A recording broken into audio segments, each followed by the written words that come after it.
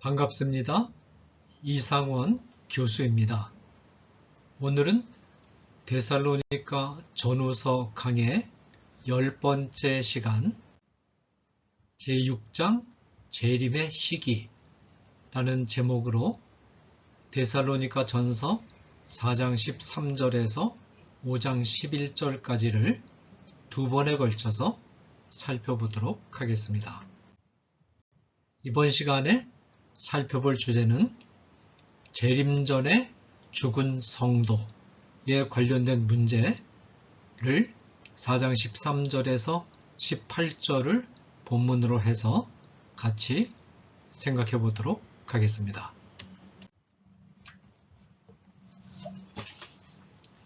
바울은 4장 13절에 이르러서야 비로소 데살로니가 교회에서 제기되었던 재림에 관련된 문제를 다룹니다. 이 부분은 서로 관련되어 있으면서도 성격이 다른 두 주제를 다룬 두 문단으로 나눌 수가 있습니다. 하나는 4장 13절에서 18절로 재림 전에 죽은 성도들과 재림의 관계를 다루고 있으며 5장 1절에서 11절까지는 재림 날짜와 재림을 준비하는 성도들의 태도를 다루고 있습니다. 먼저 이번 시간에는 4장 13절에서 18절을 중심으로 해서 재림 전에 죽은 성도의 문제를 함께 생각해 보도록 하겠습니다. 데살로니가 교회 성도들 가운데 일부는 임박한 재림을 기다리고 있었습니다. 이들은 자신들의 생애가 끝나기 전에 재림이 있으리라고 기대했던 것 같습니다. 그런데 바울이 데살로니가를 떠난 이후에 성도들 가운데 일부가 세상을 떠나는 일이 발생했습니다. 복음을 받아들여 개종하고 난 이후에 처음으로 성도들의 죽음을 맞이한 데살로니가 교회 성도들은 당황했던 것으로 보입니다. 바울 일행이 이곳에서 사역하던 기간이 너무 짧았기 때문에 성도들에게 이 같은 돌발 사태를 다루는 법까지 가르칠 여유가 없었던 것입니다.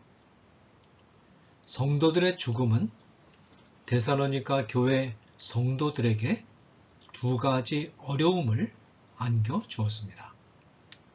하나의 어려움은 같이 신앙생활을 하던 성도들과 사별함으로써 남은 성도들의 마음에 깊은 슬픔과 낙심이 찾아온 것입니다. 데살로니가 교회 성도들은 이방 세계로부터 개종한 지 얼마 되지 않은 성도들로서 죽음의 문제를 복음 안에서 이해하고 다루기에는 미숙했습니다. 다른 문제는 데살로니가 교회 성도들이 살아서 주님이 재림하시는 영광스러운 광경을 맞이하는 축복에 참여하는 것을 소망했던 것과 관계가 있습니다. 이 소망을 가지고 있던 성도들 가운데 일부가 재림을 맞이하기 전에 죽어서 이 꿈이 무산되어 버리고 만 것입니다. 물론 데살로니가 교회 성도들이 영생을 의심했던 것은 아닙니다. 그러나 이들은 재림 전에 죽어서 재림의 순간을 놓친 사람들은 살아서 재림의 순간을 맞이하는 자들과 비교할 때 어떤 불이익을 당하는 것이 아닌가 하는 우려를 떨쳐버릴 수가 없었습니다. 바울은 이 두 문제에 대해서 18절까지 답변을 합니다. 바울은 먼저 13절에서 동료들의 죽음으로 인해서 슬픔에 잠긴 데살로니가 교회 성도들을 위로하면서 가르침을 시작합니다. 형제들아, 자는 자들에 관하여는 너희가 알지 못함을 우리가 원하지 아니하노니 이는 소망 없는 다른 이와 같이 슬퍼하지 않게 하려 함이라. 자는 자들은 바울 일행이 떠난 후에 죽은 성도들을 말합니다. 소망 없는 자들은 예수님을 믿지 않는 이방인들을 말합니다. 예수님을 믿지 않는 이방인들은 죽음을 맞이하면 슬픔과 절망감에 깊이 빠지는 것이 특징인데 성도들은 이들처럼 슬퍼해서는 안 된다는 것입니다. 죽음을 이해하고 받아들이는 태도에 있어서 고대 이방 세계와 기독교는 아주 달랐습니다. 이방 세계가 사후 세계의 존재를 완전히 부인한 것은 아닙니다. 그러나 그렇다고 해서 사후 세계에 대해서 분명한 확신이 있었던 것도 아닙니다. 사후 세계에 대한 이방 세계의 태도는 막연하고 모호하며 확신이 없는 것이 특징이었습니다. 모호하게나마 죽음 이후의 세계에 대해서 생각할 수 있는 사람들은 극소수의 철학자들이나 종교가들 뿐이었고 대부분의 평민은 죽음 앞에서 한없이 슬퍼할 뿐이었습니다. 그러나 기독교인들은 죽음에 대해서 이방인들처럼 슬퍼하고 절망에 사로잡혀서는 안 되는데 바울은 그 이유를 14절에서 말합니다. 14절 우리가 예수께서 죽으셨다가 다시 살아나심을 믿을진대 이와 같이 예수 안에서 자는 자들도 하나님이 그와 함께 데리고 오시리라.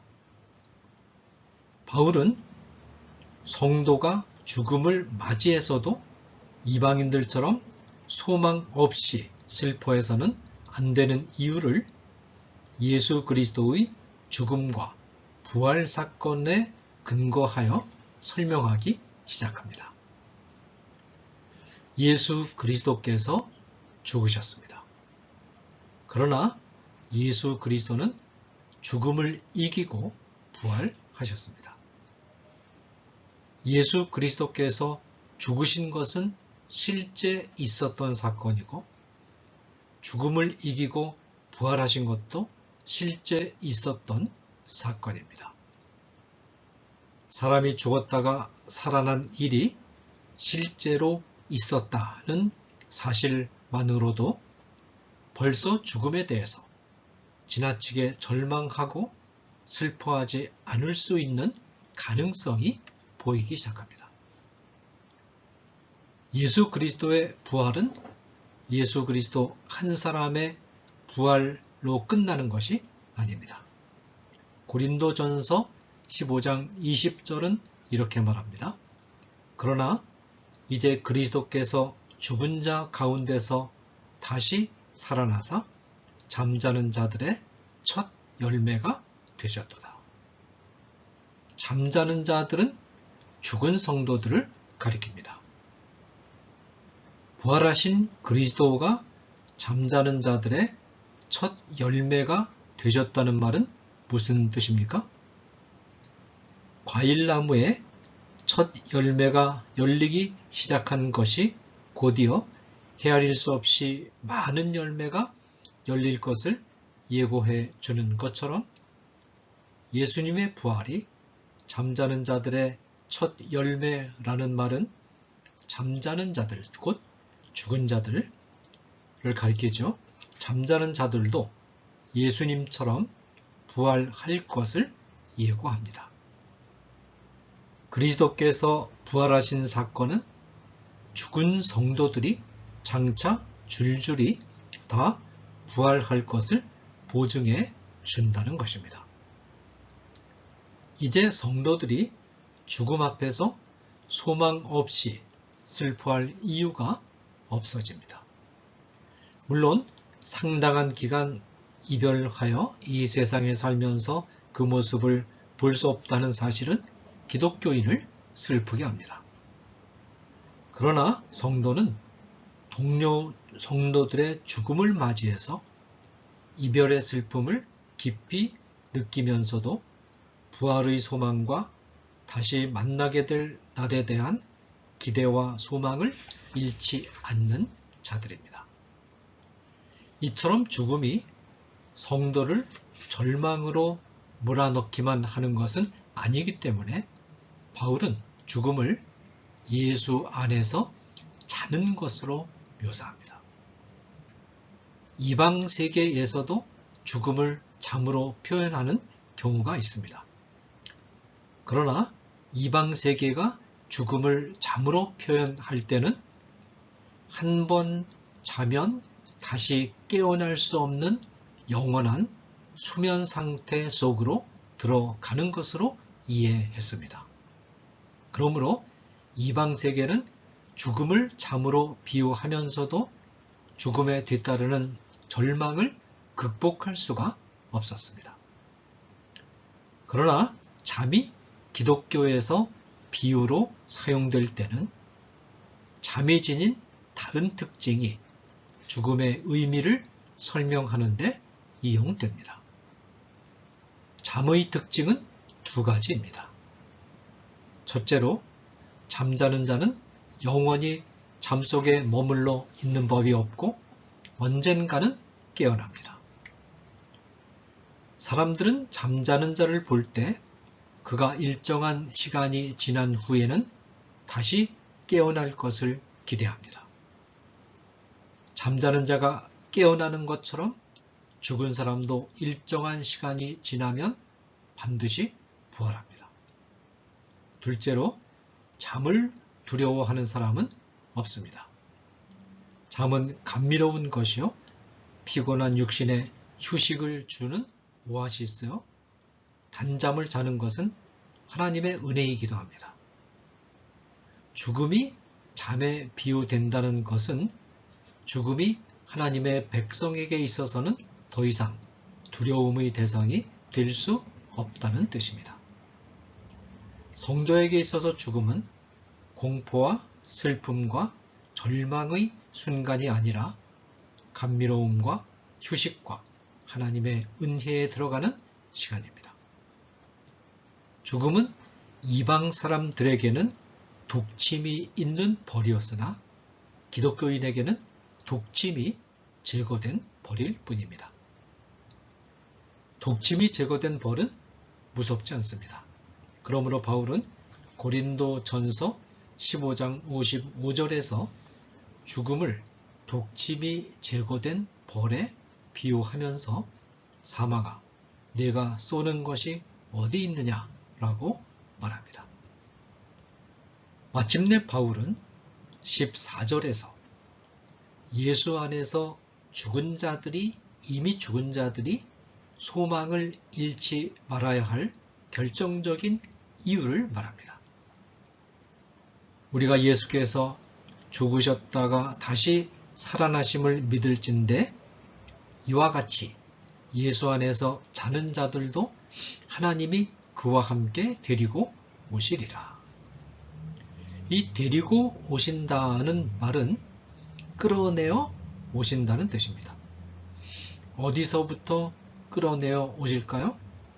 죽음의 세계로부터 끌어내어 오신다는 뜻입니다. 예수 그리스도를, 특별히 예수 그리스도의 몸을 죽음에서 살려내신 하나님께서 재림 때가 되면 죽은 성도들, 즉 죽은 성도들의 몸도 죽음으로부터 끌어내셔서 재림의 영광에 참여하도록 하실 것입니다. 그러므로 재림 전에 죽은 자들이 결코 재림의 영광에 참여하지 못할까 걱정할 필요가 없습니다. 15절은 살아서 재림을 맞이하는 사람이나 죽어서 재림을 맞이하는 사람이나 재림의 영광에 참여함에 있어서는 아무런 차별이 있을 수 없다고 말합니다. 우리가 주의 말씀으로 너희에게 이것을 말하노니 주께서 강림하실 때까지 우리 살아남아 있는 자들도 자는 자보다 결코 앞서지 못하리라. 바울은 16절과 17절에서 재림 시에 하나님이 어떻게 죽은 자들뿐만 아니라 모든 성도를 죽음으로부터 끌어내 오는가를 묘사합니다.